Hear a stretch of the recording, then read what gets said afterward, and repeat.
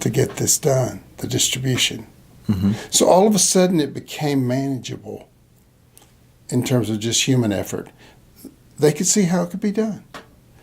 And then they began to move among the crowds. But where did the miracle happen? Did it happen, like I said, with the basket and Jesus just letting it pour out and the disciples came scrambling up and taking things out to the crowd? No. Everybody stayed seated in their groups of 50. And where did the miracles happen? Right in front of them. Whose hands did the miracles come from? The disciples' hands. As they were distributing it, it was multiplying. So this principle too is about Jesus knew that they Mm-hmm. whose faith was growing the most in the middle of this whole story? Disciples. Yeah, absolutely. I mean, every time they broke off some bread, they could feel this, happen. However it happened, they knew it was happening. Jesus was standing up there watching all this happen. And they're, these 12 men are feeling this bread growing in the basket. They're part of it. They're just watching the fish and the bread just keep multiplying before their eyes. And Jesus was teaching them a deep lesson. I'll take care of it. It's in your hands. Mm-hmm. But I will miraculously help you take care of the expansion of the kingdom, the follow-up to all these activities you did. I'll help you with that, and I'll bless that. And you can imagine how they must have felt. So Jesus took the 5 loaves, the 2 fish, and looking up into heaven, he gave thanks. He broke them and gave them to the disciples to distribute. So the miracle didn't happen in his hand. The distribution was where the miracles happened. And it says, they all ate and were satisfied, and the disciples picked up 12 baskets full of leftovers. So, hey guys, that's one apiece. You started with nothing, and now you got a whole basket full each. That should be a lesson. And everybody's fed. Mm-hmm. We took care of all these. Plus, you're blessed. Mm. So, a great lesson on multiplication, a great lesson on evangelistic efforts, and the need to deal with the follow-up immediately. Yeah. Don't put it off. Don't send them away. Deal with it immediately. Let the miracles continue to happen. Let them happen in their hands, not yours.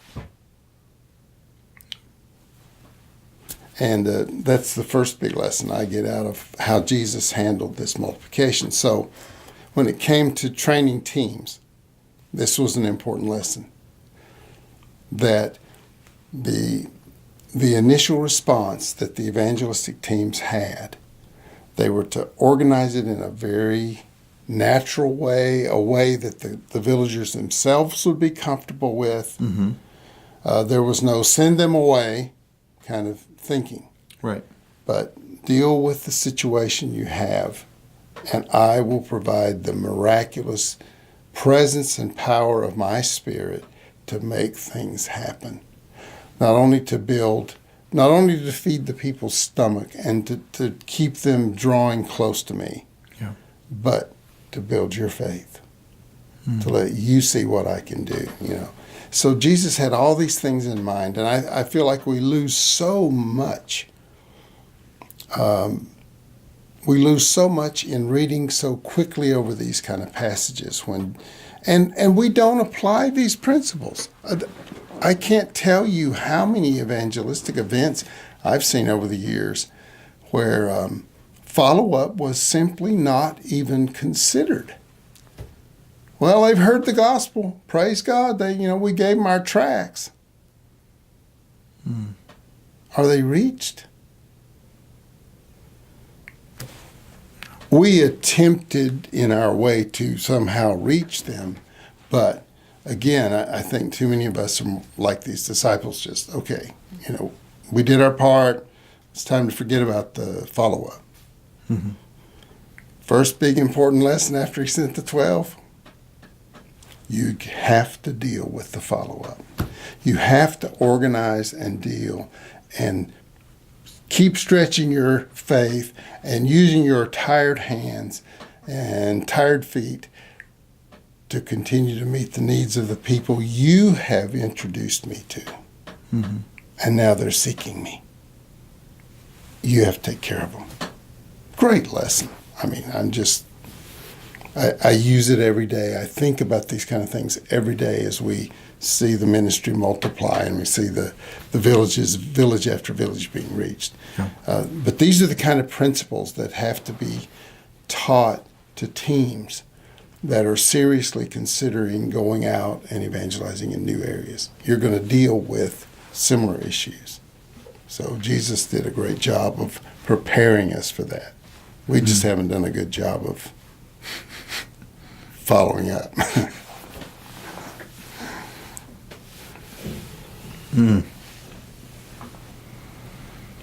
So going back, so you would say that's a hindrance. Yeah, if we don't,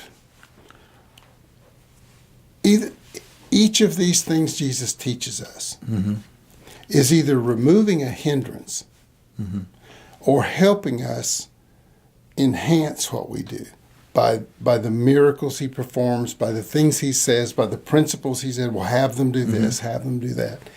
So he's enhancing the effort. He's making sure he wanted his disciples to be fruitful. And that's what we have to have, that same kind of an attitude about us.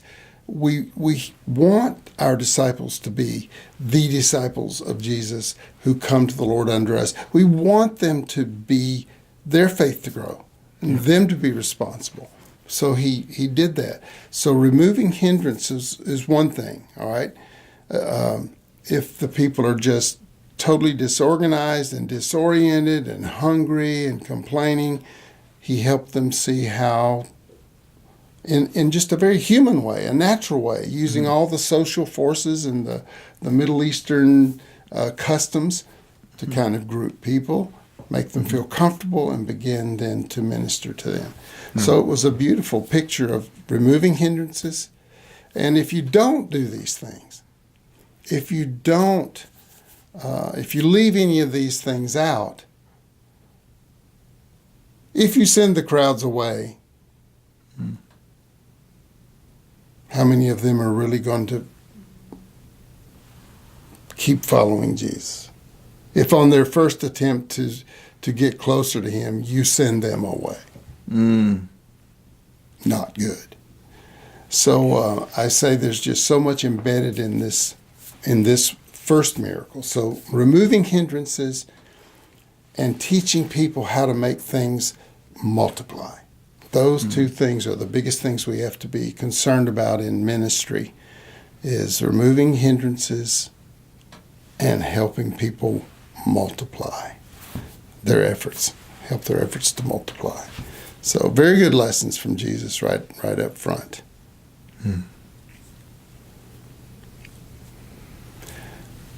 Are we ready to move on to the next lesson? I think so, yeah. Well, very soon after the feeding of the 5,000, Jesus continued to train his disciples. I wish every pastor, I wish every serious Christian worker would pray and read over Luke 9 and Luke 10. Actually start in Luke 8, and that'll get you prepared for Luke 9, where he sent them out. Luke 8 is an extremely valuable passage. So if you would just dig into Luke 8, 9, and 10, and begin to let the Holy Spirit extract these principles that Jesus was trying to teach. I mean, he had one shot to change the world. Yeah. He had a very short period A lot of people say, "Oh, 3 years of ministry." I don't know. There's debate on whether it was 3 full years or really just about 2 years of ministry, in order to start a disciple off and train them to the point of going to the ends of the earth for Him. I don't think even our 3 and 4 year seminary programs can accomplish that. And yet Jesus had 2 years to work on it, a crash course. By the way, they were always on the move, one place to another. He didn't send them all off to Jerusalem and pack them into one room. And 4 years they sat there taking notes. That did not happen with Jesus either. So He's giving us these principles of Luke 8, 9, and 10, just packed full of spiritual insight and truth. This is the only record we have of this kind of how do you start a movement. This is a good place to start reading, I'll tell you. So after the feeding of the 5,000, it's interesting that Luke gives us this story where he turns to his disciples. Isn't this interesting? We preach on this passage. Put it in its context. Who do people say that I am? So just who do these people think they're following? Well, what was the response you got in the villages when you started talking about the Messiah? What was their responses? Oh, some said you were John the Baptist. Oh, so others said Elijah or Elijah. Remember, Jesus was training his disciples on how to do good follow-up, how to do good outreach. So did he ask his disciples these questions to find out how much? Because he needed to know?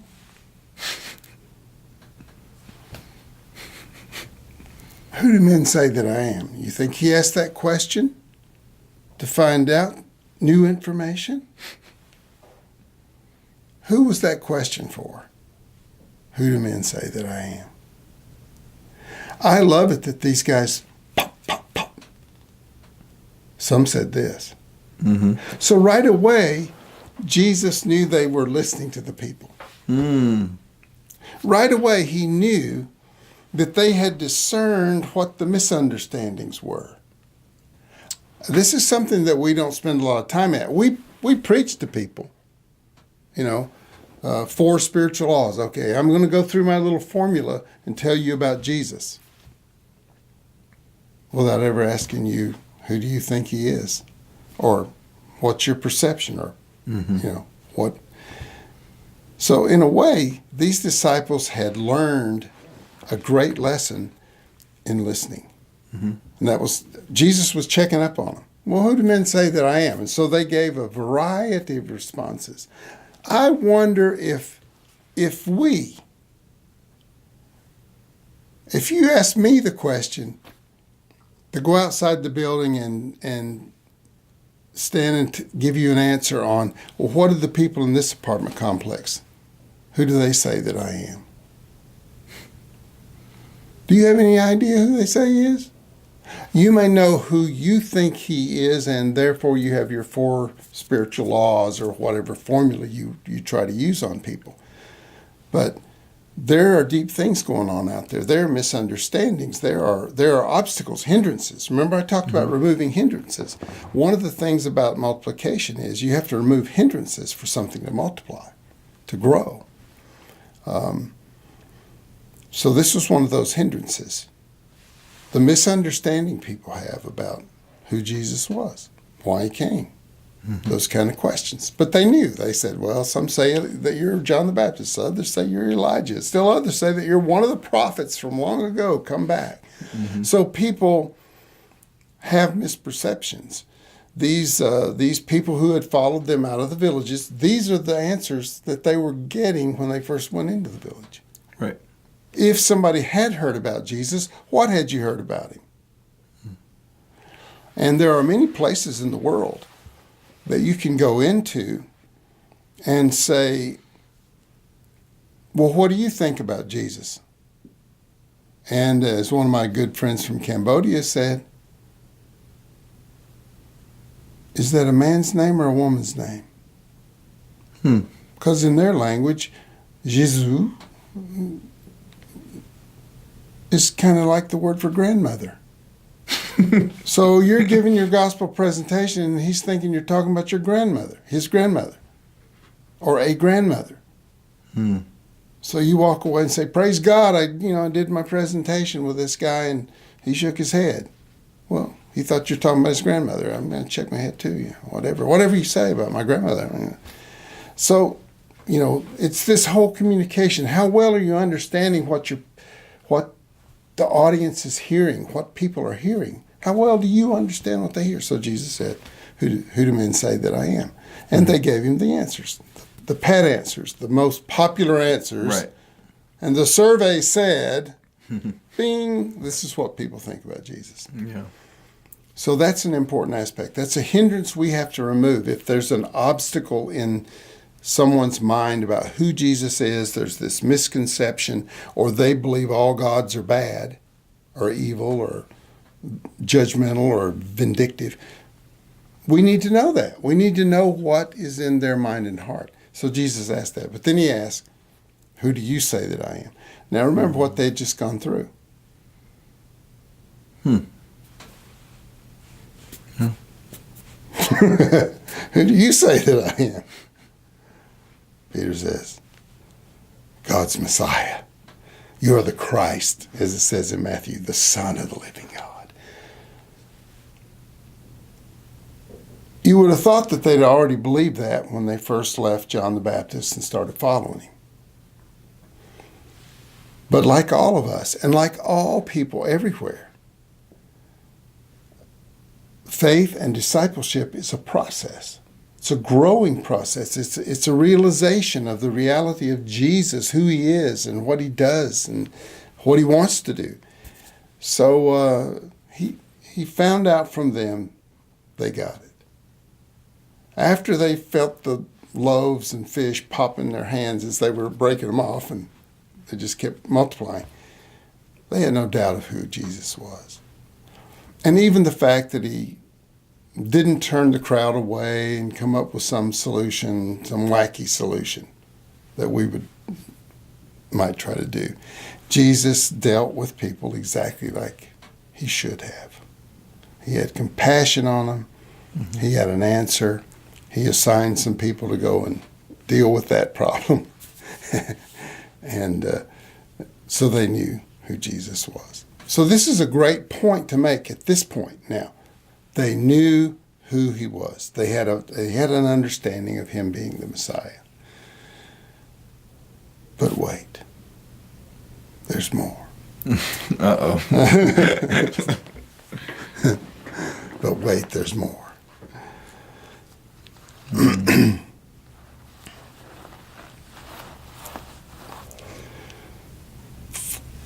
The blessing of the next story. What's the next? I'm just guiding you through this. I mean, I wish people would actually, cut the tape and go read through this now. Read through 8, 9, and 10 with a little bit different eyes, and see if you can pick up kind of the journey the disciples were on with Jesus. This was a crucial point. Sending them out into the villages by themselves, seeing the response, dealing with the response, questioning them about how deeply now they understand who he is. All right, you went out and introduced me to the villages.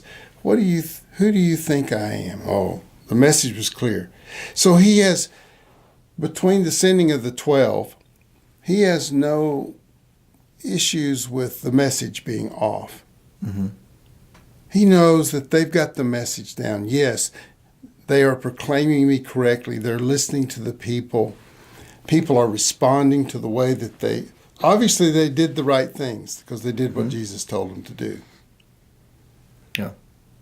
So that's a whole another discussion. The fact that they obeyed Jesus and went into the villages like Jesus told them to do. And here was the response. Whew,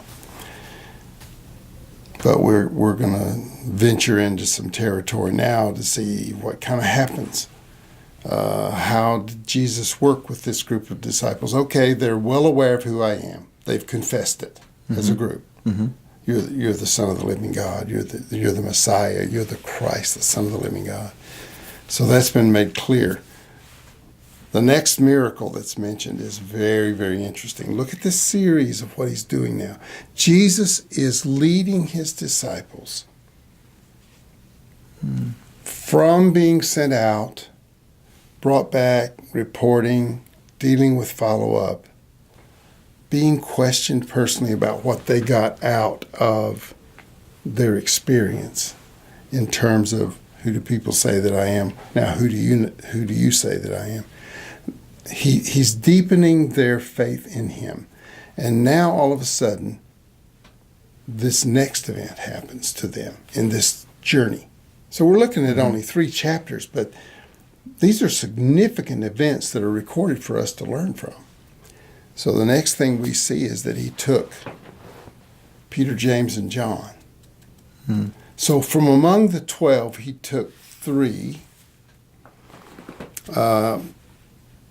And I think most of us flesh out in our mind why those 3, what was particular or peculiar about them and what happened to them later on. Obviously, Jesus chose them to go with him in a more intimate and deep way to the Mount to pray. The Mount of Transfiguration, as we call it. So about 8 days after that, Jesus took Peter, James, and John with him and went up to the mountain to pray. And as he was praying, we read that his face began to glow and his clothes were as bright as lightning. And lo and behold, 2 Old Testament, Moses and Elijah, 2 Old Testament characters and revered characters appear. And they were in glorious splendor, it says, talking with Jesus. Man, that's quite an experience. To take them from that being sent, first evangelistic, first miracles happening at the tip of their fingers, to brief them, to help them feed the 5,000, to deal with the follow-up, then to find out how deep their faith was now, at this stage, then to choose 3 of those leaders and pull them into a more intimate relationship with him, to the point of tying all of history together. He revealed more of who he was to them. He wasn't just the Messiah, the Son of the living God. He was, in fact, God. And he is the one that will tie the Old Testament law and prophets together with what is to come. He is the one. And so he let them in on that. I mean, that's pretty special to be chosen for that assignment of being with Jesus while he was praying. But again, remember, these guys are traveling every day and they're walking for miles, and they did hear a little bit of the conversation that Jesus was having with Moses and Elijah, and it was about his coming death on the cross, etc. But they were just so tired. They just fell asleep, just got drowsy and dozed off. I mean, I don't know. It's hard for me to believe that you could doze off at a time like that. But then again, there's been times I've dozed off when I shouldn't have too. Peter and his companions were very sleepy. But when they became fully awake, they saw his glory and the 2 men standing with him. And right in front of them, they see Jesus. And Peter said to him, "Oh, Master, Oh, it's so good to be here. Let's build 3 buildings. One for you, and one for Moses, and one for Elijah. I love this part of the story. Let's build 3 buildings. I'm sorry. Isn't that sort of a natural response? You know? We need to build a building. We need to build a temple. We need to build a shrine. We need to build something. Tower of Babel. We need to build something. You know, that's a very human response to any great kind of moment. Mm-hmm. We need to build a statue, build a pyramid. Mm-hmm. You name it. It's global. It's global. You know, Peter was, we should build something. Mm-hmm. I love Jesus' answer.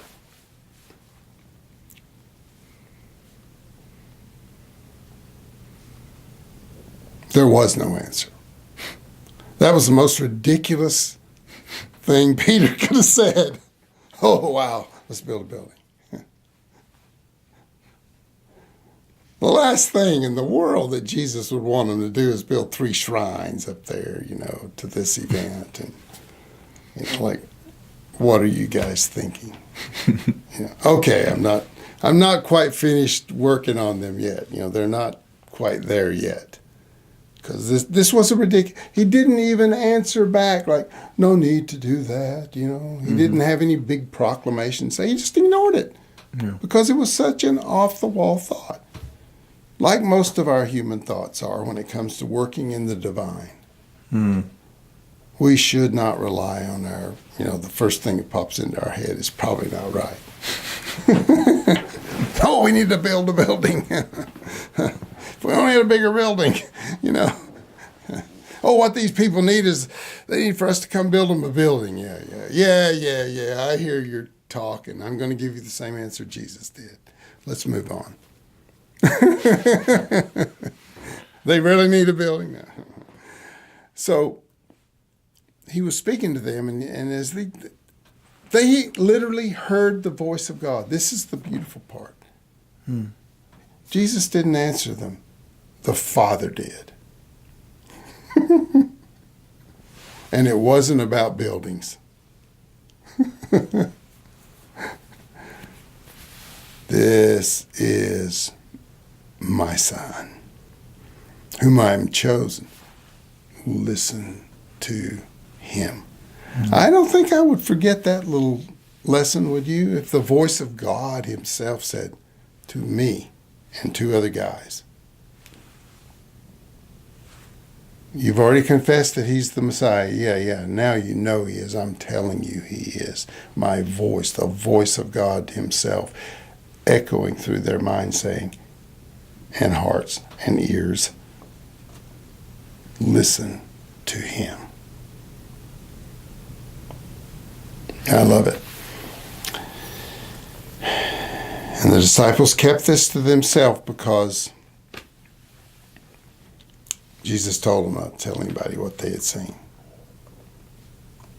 Very interesting that he took these 3 up and he revealed himself to them in this way. That's just a tremendous divine moment that Jesus gave to these 3 leaders. So here again, he reveals the wisdom of what is to come. He's going to give them the Great Commission, but he's already building in the patterns of following people up, the patterns of knowing who he is, the patterns of knowing what people think about him, and then the pattern of the willingness to separate yourself even deeper for him to speak to you, for you to see things that the rest of the world and even some of the rest of the disciples never see. Yeah. Within the group of the original 12, the apostles, the disciples, even within that group, he realized that some were chosen for specific leadership, and he brought them along. He invited them along with him. So what a privilege that is. And so again, Jesus was reinforcing the need